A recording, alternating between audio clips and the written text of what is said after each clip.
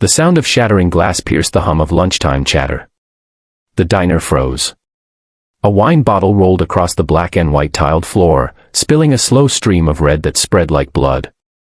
In the center of it all, a woman in a light blue dress knelt, trembling, one hand clutching her pregnant belly, the other trying to shield her face. Above her, a man stood with a black leather belt coiled in his hand like a serpent. His expensive watch gleamed under the chrome lights, a cruel reflection of power turned into violence.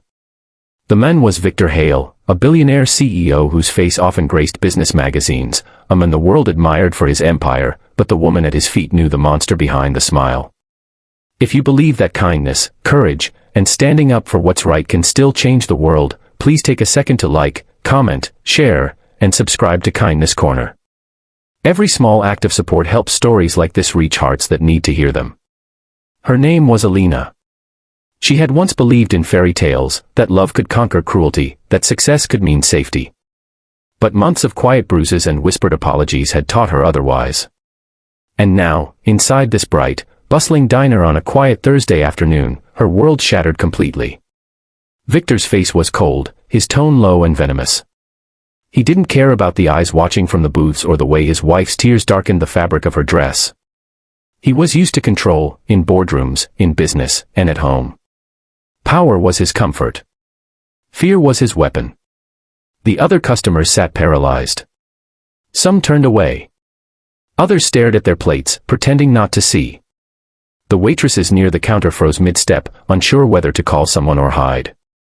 The air was heavy with silent shame, the kind that comes when good people watch evil and do nothing. Alina tried to stand, her hand shaking as she reached for the edge of a booth. But Victor's voice boomed again, echoing through the diner. "Sit down," he barked. She stumbled, her knees scraping the tile, her tears mixing with the spilled wine. And then he lifted the belt. The sound of leather slicing the air made every heart stop. But before it could fall, before another blow could strike, the glass door of the diner swung open. The faint growl of motorcycle engines had gone unnoticed until then. The jingling bell above the door rang once, twice, and then fell silent. The scent of motor oil and wind followed as 5 men stepped in, their boots heavy on the floor, their eyes burning with purpose. The patches on their black vests read Hell's Angels. At their center was a man named Ryder Cole. He was tall, broad-shouldered, his beard streaked with gray, his gaze calm but dangerous.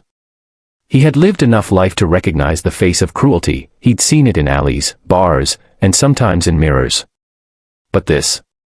A man raising his hand to a pregnant woman in public. That was a line no real man crossed. Victor turned, startled but still defiant. The belt dangled from his grip. "This doesn't concern you," he spat, his voice laced with arrogance. But the bikers didn't answer.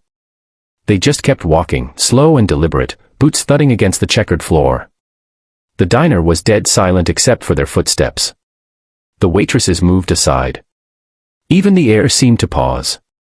Alina looked up through her tears, her breathing ragged. Ryder met her eyes, and in that split second, she saw something she hadn't felt in months: protection. Ryder stopped just a few feet away from Victor. He didn't need to shout. His presence said everything. His voice, when it came, was low, steady, and sharp enough to cut steel. "Put it down." Victor hesitated, trying to laugh it off. "You don't know who I am."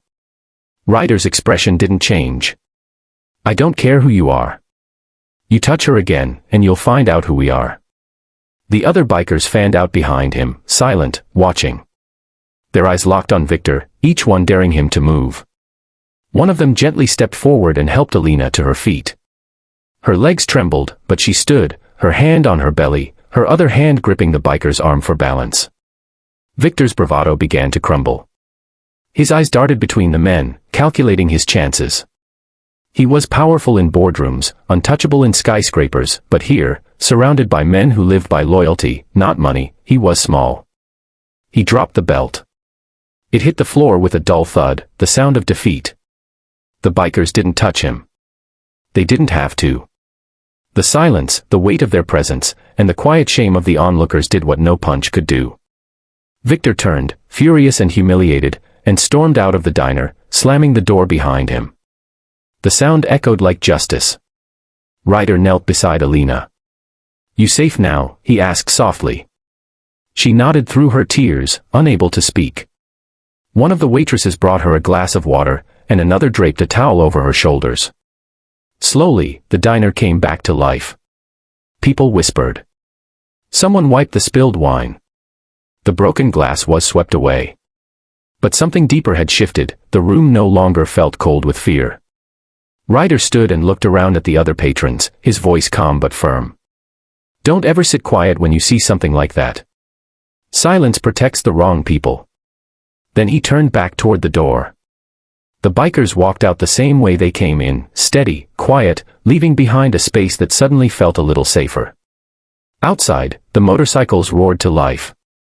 Alina stepped to the window, watching them ride away into the sunlight. Her reflection in the glass looked different now, still fragile, still healing, but alive.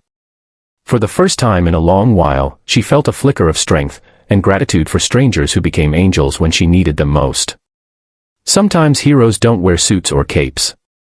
Sometimes they wear leather, ride steel, and carry the courage the rest of the world forgets to use. If this story touched your heart, if you believe courage can come from the most unexpected places, please like, share, and subscribe to Kindness Corner. Let's spread the message that standing up for others still matters. Comment below, what would you have done if you were in that diner? And remember, kindness doesn't always look gentle.